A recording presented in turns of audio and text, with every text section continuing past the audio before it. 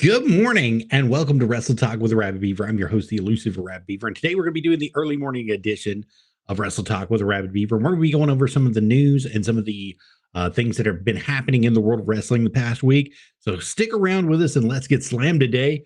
Let's first talk about the return of Jesse the Body Ventura to the commentary booth at Saturday Night Main Events. I think that was one of the big things that a lot of fans have been waiting to see. A lot of people have been waiting to hear from.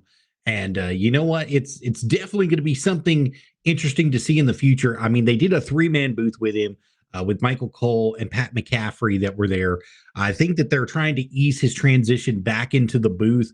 But I don't think Jesse has the problem of not being able to run his mouth. I just think that he has the problem of getting on the nerves of somebody like Michael Cole. I think that's really something that was definitely special.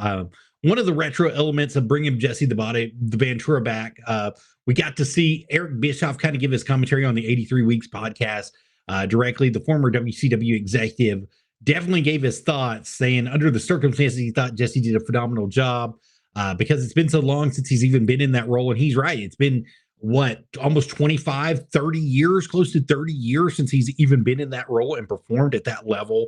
So I think he's absolutely right. I think Bischoff has that right from the get-go to going there to make sure that he is doing everything that he can the way that he needs to. And with the role that he put forth, I think that he did a phenomenal job himself. That's my personal opinion on it. Bischoff was actually on NXT a couple weeks ago and he forgot some lines. And I think Trick Williams and Rich Holland kind of got him through. Rich Holland picked him right up where he left off and just got him right back through. And, he's getting to that point to where he just can't remember everything like he used to whenever he was in WCW and making stuff happen. And I think that Bischoff, he's not missing a step. I don't want you to think that. I don't think that he's showing like early onset Alzheimer's or anything like that. Nothing like that's going on. It's just he's getting older and he's just not able to remember everything the best that he could whenever he was younger, whenever he was in that role at WCW and AWA. He was able to put it out and push it through the best way that he could. And he did a great job with it while he was there doing that. So, you've got to take it for what it's worth and where it's coming from and everything else that's going on is there as well. So WWE has some big news as well. They released a new logo for the Netflix series that's going to be coming out for Monday Night Raw. I don't know if you guys have seen that, but you can check that out through wrestlingincorporated.com or wrestlinginc.com is where you want to go to pick all that stuff up. But you can see that the new WWE logo is out. It looks great. I mean, Triple H did a really good job. The marketing team did a really good job. But we've spoke about this before, and we're going to speak about it a little bit later also into this. I think that the Netflix move is a money move for the WWE. I also think it's a money move for Netflix to gain viewership back and to get a lot of people in, and they're planning on something big for the start. I mean, for starters, we want to talk about this a little bit later on, but we're going to get into it just a little bit right now. I didn't mean to move my camera. I'm sorry, guys. Let me slide that back. But CM Punk is going to be versing Seth Rollins at the Netflix debut on January 6th. It's for two reasons. For one, they're trying to pull the viewership back into Netflix, and number two, they're trying to set off the new Raw with a bang on Netflix and make sure that people are going to be involved and going to be able to watch it and going to be able to have the fun that they're going to be having everywhere else that Raw has been through Peacock and through the WWE Network and through USA in the past. So, there's a lot of stuff that's going on there with Raw directly that's going to be changing. But I think that they really are missing money here. It's almost like a WCW move in a way. And I hate to even call it that, but it is. It's a WCW move in sort of a way with Netflix doing this. For one, this is a money match that they're going to be setting out. They're going to have Rollins versus CM Punk. Rollins versus CM Punk, and they're going to give it away for free on Netflix. Well, not for free. You have to have a subscription, but you know what I mean. It's free if you're subscribed to them. They're going to give it away on Netflix as a here. Let me show you what's going to be happening there. And on Friday, there was a report that the match was planned for the first Monday of 2025, which is going to be January 6th. Excuse me. Let me correct myself. January 6th on Netflix. But I believe it was the match that everybody wanted to see for WrestleMania 40, and we didn't get a chance to. I also think that CM Punk is kind of pushing the bear a little bit with it. Punk opened the show on Friday addressing the ongoing feud with Rollins and reckoning that the idea that they are due for a collision inside the ring sooner rather than later. He said he wasn't feeling happy about it after last week's confrontation, and he likened his current rivalry to his former one with Drew McIntyre, questioning whether Rollins felt he was tough enough to do what McIntyre couldn't do.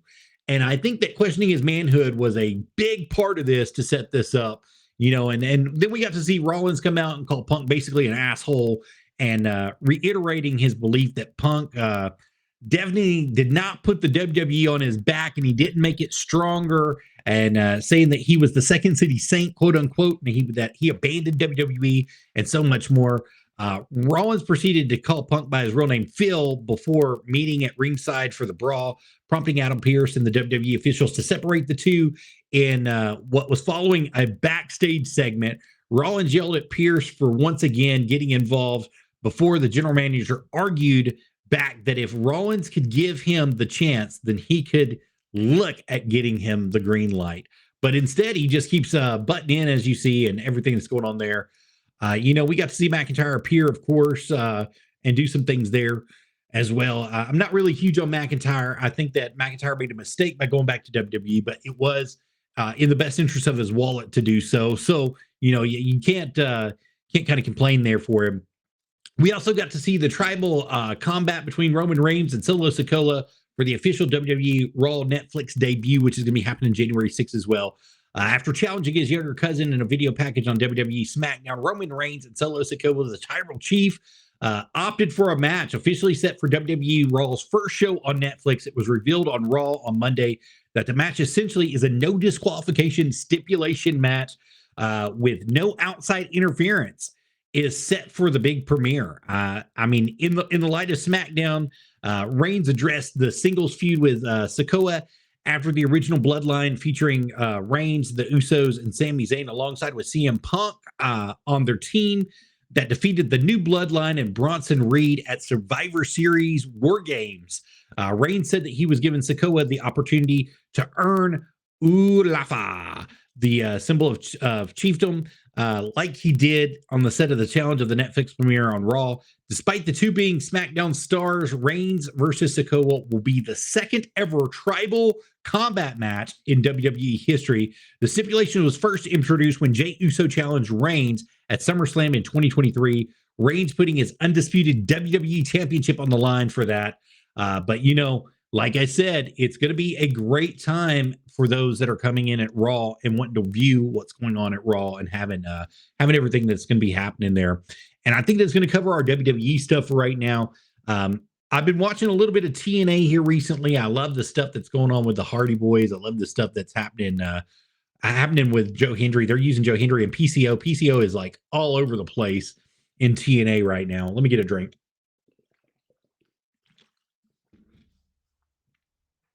But there's a lot of stuff that's going to be happening throughout that time, throughout those issues. Saturday night main events kicked off with a big bang too. I forgot to mention this. It kicked off with the Kevin Owens versus Cody Rhodes, and they donned the new old stock, I should say, a wing championship belt.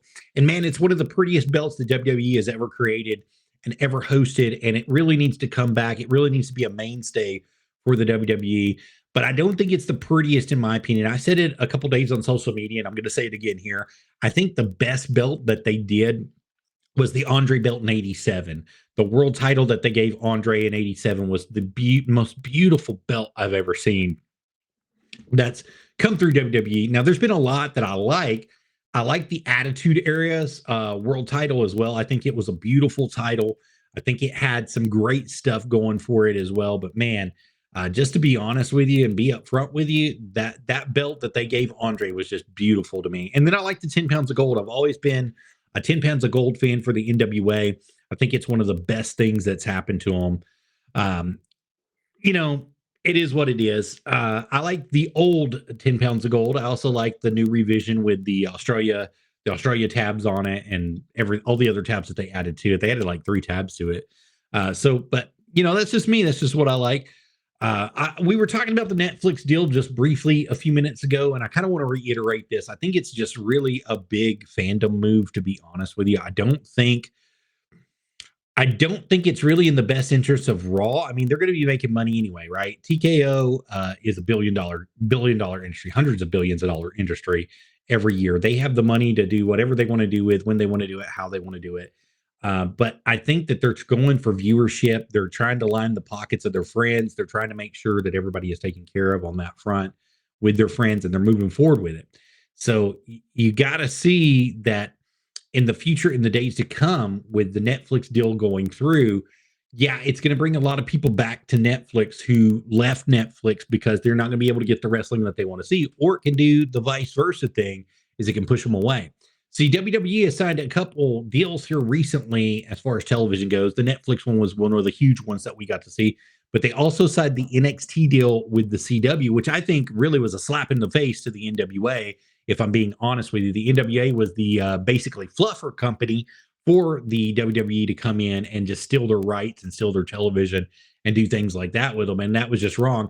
And it was just such a shady backdoor deal that was done. The NWA had been there for 2 years. They were exclusive to them during the time that they were with them. They abided by the rules that were given to them, and they did everything that was asked of them, and they got dropped like hot potatoes, baby, on the floor.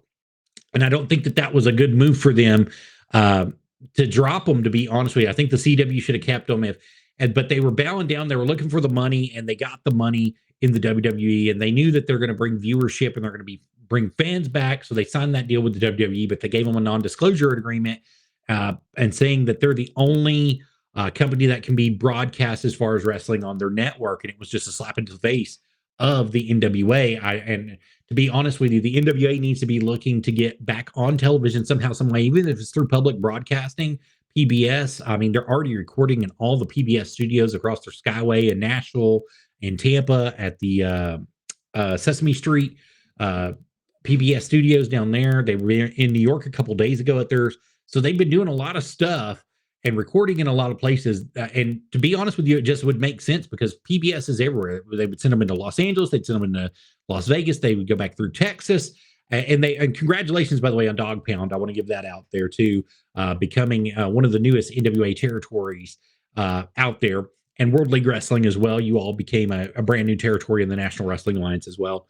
But it would give you the viability to be put back on the air where you needed to go and how you needed to go, and to get put back into people's homes the way that you needed to. Now, World League Wrestling actually has a leg up on the competition, though, because they're already in a lot of places right now. They're in Houston, they're in Oklahoma, they're outside of Missouri, they're in parts of Tennessee, they're broadcasting everywhere. So they kind of already have the leg up as far as that goes on television, but they need it on a national level. Everybody needs to be on a national level, not just on local levels, in order to make an impact like they were going to. And that's where I think the Netflix deal and the CW deal have really kind of strangleholded the little guys, basically. I mean, the National Wrestling Alliance isn't really little. I mean, they're a huge conglomerate.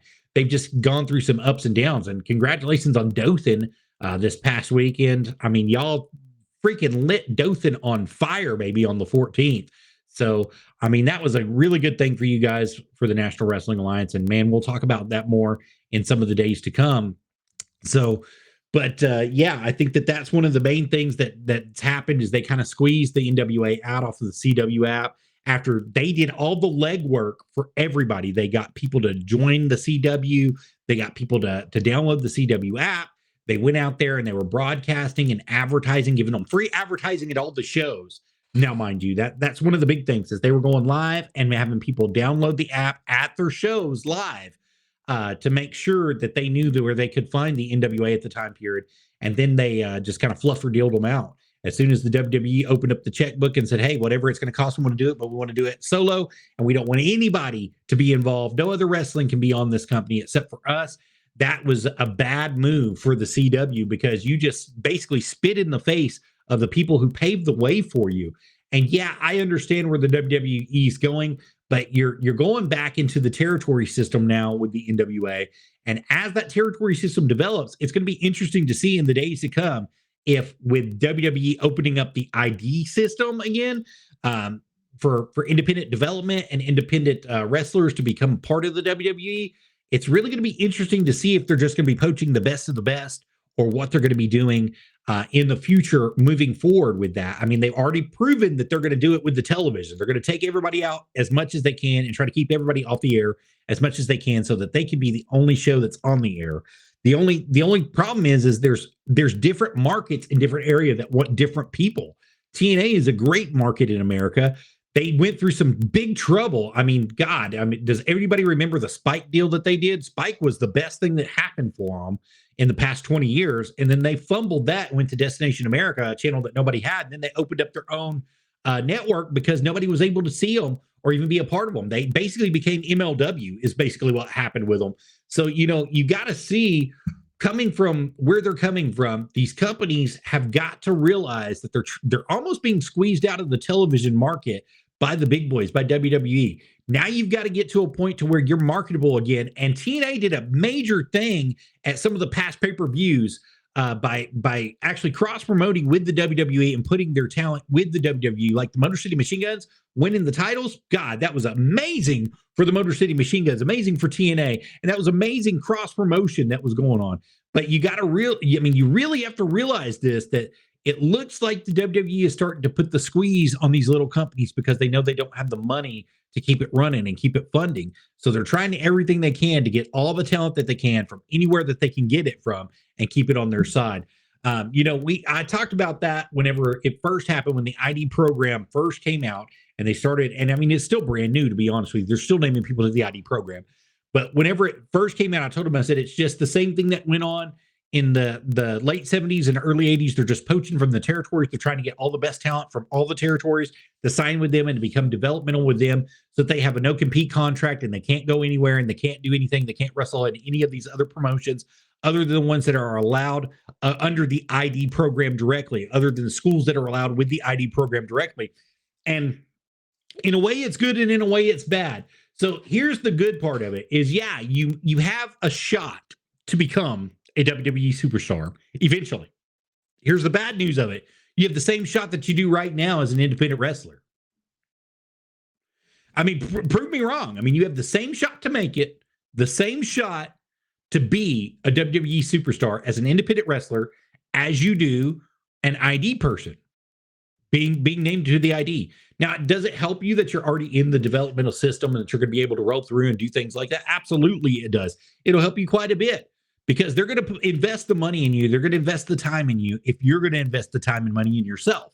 So they're looking at both aspects of this and trying to make sure that everybody knows both aspects of this are going down. So, you just take it for what it's worth. The ID system is going to be good in a way, but it's going to be bad in a way. I think that if they continue on the path that they're going right now, they're not going to shut down all the little independent promotions. It's never going to happen. They're never going to shut everybody completely out. There's always going to be somebody who's going to be trying to make competition for them. But what they're going to do is they're going to take the best talent from each of these regions, and they're going to basically crush them and say, hey, they can't perform for you anymore. They only can perform for this company, and this company in our farm system. And that's really what's going to be going on. And that's really what's going to be interesting to see in the days to come is who all will they name and who all would they do that to take away from the independent promotions, such as Joe Kazana Promotions or the National Wrestling Alliance, because you won't be able to work with them if you get named eventually. That's eventually what's going to be happening. Now, they haven't done that yet. I will say that. With the new recruits that they've named yet, that hasn't happened, but eventually it will. And you guys will see that in the days to come because they're definitely working towards that. We were talking about the money deal that was behind them doing independent development a couple of days ago. I received a phone call. I was on the phone for a long time, about 2.5, almost 3 hours over the independent development stuff. And one of the big things is if they can invest $1 billion over the next 2 years, $1 billion into the independent development system and territory system that they're trying to run, they're planning on moving most of the territory systems completely out to where they're the only game in town. And that's a scary place to be if you really think about it, because if you only have one option for business, then you don't have any options at all. Because, if you don't get along in the system that's there, where are you going to go? What are you going to do? You're going to start your own promotion? Well, they'll just try to snuff you out with money there too. And here's the other thing. If you're running an independent show, right, and you are the booker, you're the promoter, you're doing everything, and your show is $10, and you're booking out a nice place that'll get you 200 to 300 people a week, and you've been really successful for a long time. But then WWE is going to bring all the independent development people and bring their traction to your town, and they're going to sell their show for $6.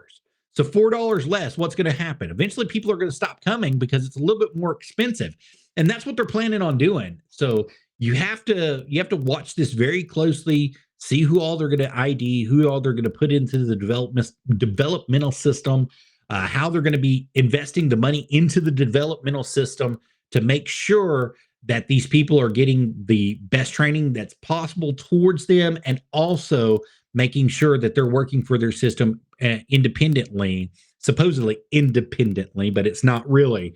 But running for their schools and running for their systems and everything like that. So, it's going to be very, very interesting to see in the days to come what's going to be coming of this. I'm kind of leery of the independent development system for a couple of reasons. One of them is the poaching thing that's been going on. The other thing that I'm really leery of it is there's a lot of good wrestling across America, a lot of good wrestling across America that takes place on a daily basis. And people don't really know what all goes into it. When the little guy is putting in the hours, he's the only one promoting the show. He's the only one who's setting up the show. He's the only one booking the show. He's the only one who's paying talent. Sometimes he's hoping he has enough money to pay the talent. And so, I've been in those shows where some people just don't have the money to pay the talent, and they pay them in food or they pay them in whatever. And people agree to it because they love wrestling and they want to be a part of wrestling in any way possible. I'm not saying that those are the best promotions to work for. Don't get me wrong, because some of them are horrible promotions to work for.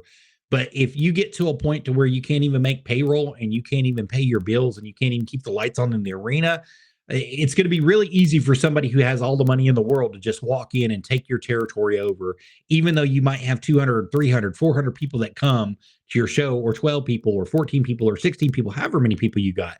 You got one person in the arena, that's a success. I don't care what anybody says. That's a success. You've entertained one person for the day. So, take it for what it's worth.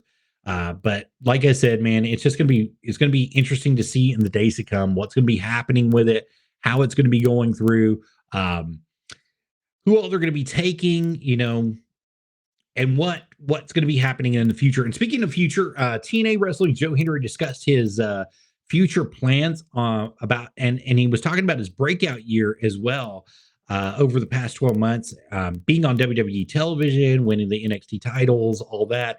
But he was on Busted Open Radio, and he was talking about all this stuff. Henry's popularity allowed him to appear on WWE Next on several occasions and compete for the TNA and NXT world titles, despite him not being able to catch either championship.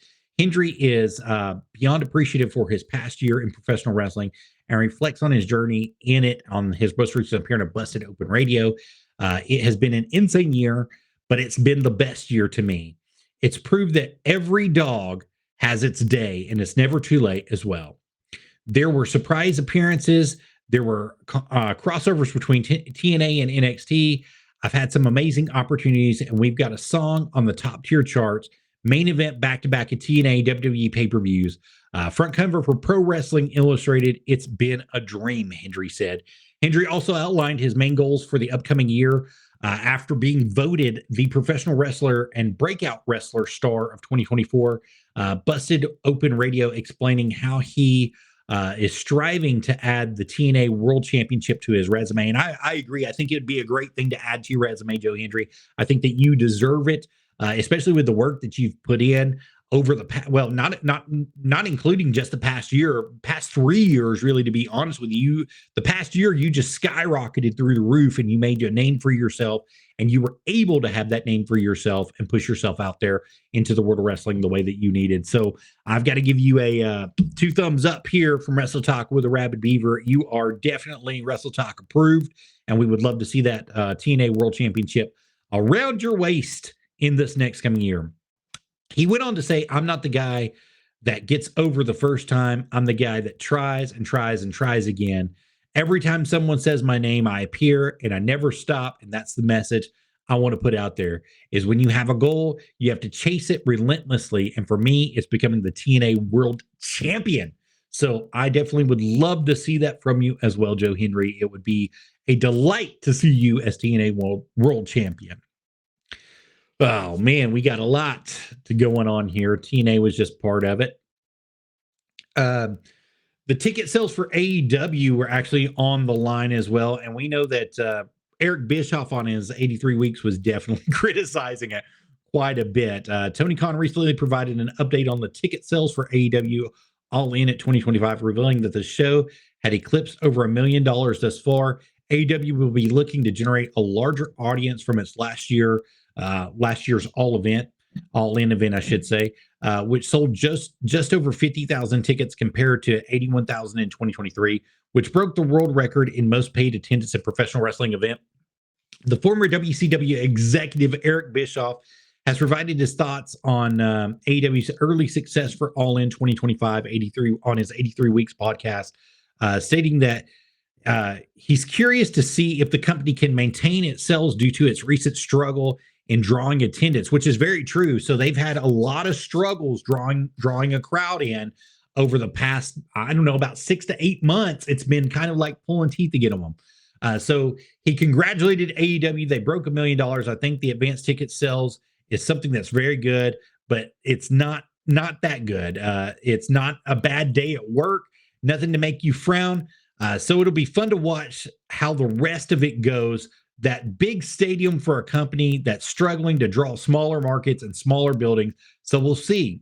It's an event that that's the thing about the big show. Sometimes it's not even about creative. WrestleMania has become so big that while we all love when there's a great story, even if it's not there, like WrestleMania was sold out. Bischoff also noted how this would be AEW's first stadium show in the United States.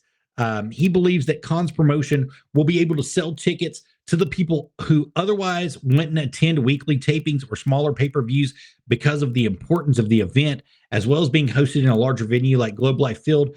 Tony Khan has hyped up the AEW's All In 2025 in the lead up to the event, saying that it'll show and it will deliver, and he will have many surprises along the way, which is going to be very interesting to see as well. I think Eric is right in a couple ways here. They've had a big struggle to sell tickets in smaller markets and smaller crowds and smaller places, but they're developing that back. And a lot of it is, it's not bad business. I don't want to say that. It's not bad creative. I don't want to say that either. A lot of it is you got a lot of old dogs that need to be out of the business. Well, not necessarily out of the business, but they need to be in a different role inside the business. And you're giving them too much camera time. Tony Khan, I know you hate to hear that.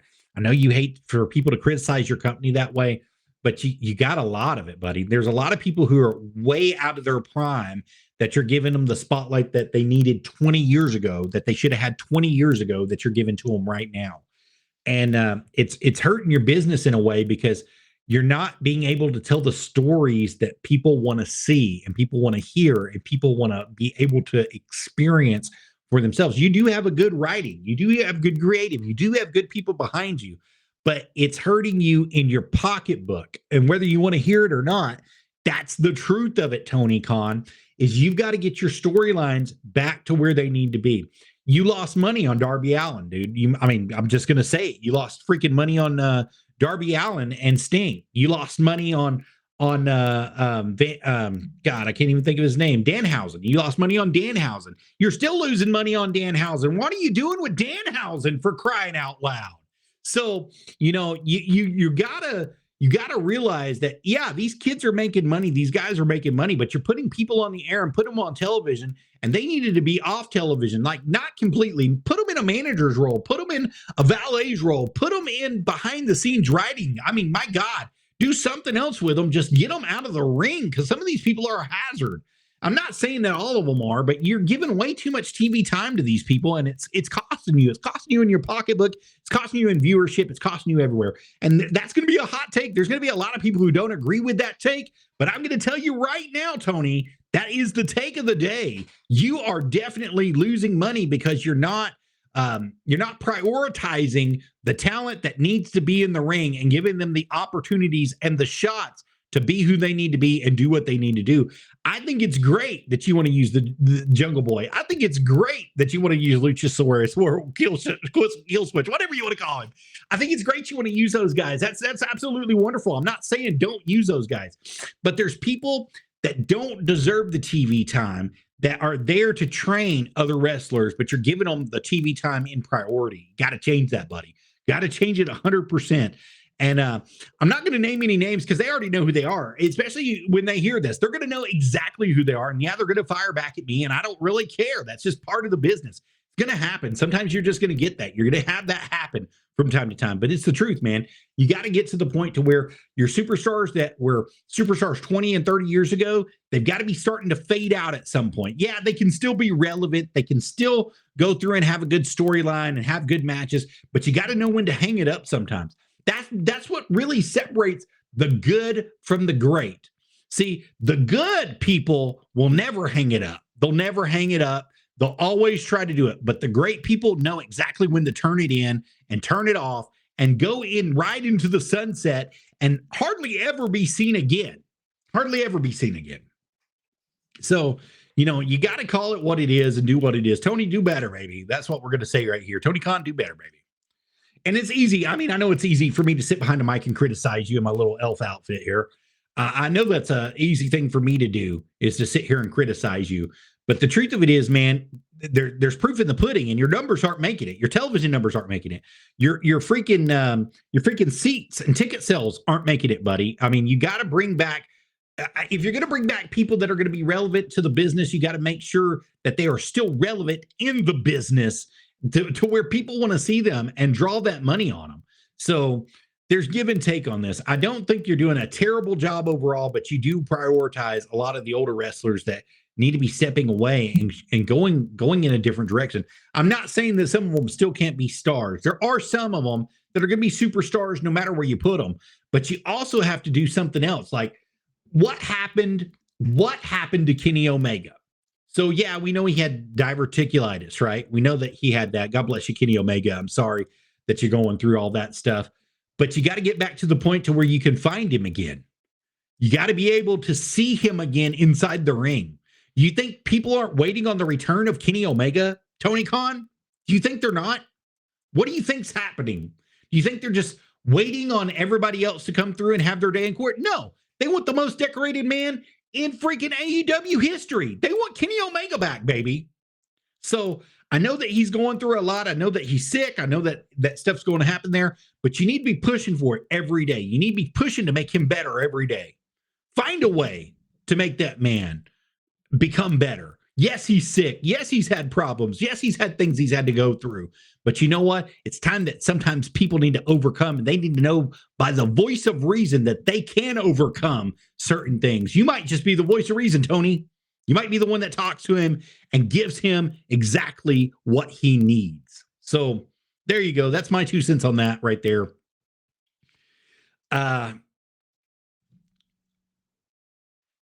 I think Ring of Honor champion Chris Jericho staged his backstage look at GCW The Attack, which took place, showing him hitting Matt Cardona, King of the Indies back there. I think we've all seen that. If you haven't seen it, it's all over social media. You can hit it on YouTube. You can hit it on Facebook. You can see it on Instagram. You can see everything from Chris Jericho's page, also from Matt Cardona's page. There was a bunch of stuff that happened, but he just basically was escorted in by by security, because that's all real. We all know that's really going to happen, that you're just going to have a masked man escorted in. And he attacked Matt Cardona, hit him with that baseball bat. The Ring of Honor champion Chris Jericho gained an advantage ahead of his title defense against Matt Cardona in the final battle on December 20th. This week, Chris Jericho surprised his opponent with an attack at GCW. Now it said December for his final battle on December 20th. It's coming up. This weekend, Jericho surprised his opponent with an attack at GCW Highest in the Room 3 in Los Angeles during his main event match with Effie. In a post shared to his Instagram page, the King of New York gave his fans a backstage look on how he managed to get involved into the event. And they showed it all directly right there. They showed him ripping it off, showing his AEW shirt and all that good stuff after the deed had already been done and didn't take in place. So you all know up front it's going to be happening. Jericho also had this to say in a caption underneath the reel. He said, "Hi at the Matt Cardona. You didn't think the King of New York would pop up in Los Angeles at your Game Changer Wrestling Indie event, did you? Question mark. You made a big mistake forgetting who you're dealing with. I always get my man. See you at Ring of Honor in battle. AEW at Ring of Honor." So he's already posting it out there what he wants to do in the future to make it more viable and liable going forward. Jericho also revealed that AEW t-shirt like we had already talked about after he attacked him, and he received a lot of boos from the fans that were in attendance as the companies have had some disagreements. AEW's president Tony Khan pulled Ricky Starks from the GCW following comments made by Effie about Khan's father. Willie Mack also reported to pull out GCW shows, including the Highest in the Room 3. However, that move was rumored to be a decision made by Mac and not AEW specifically. Let me get a drink, guys.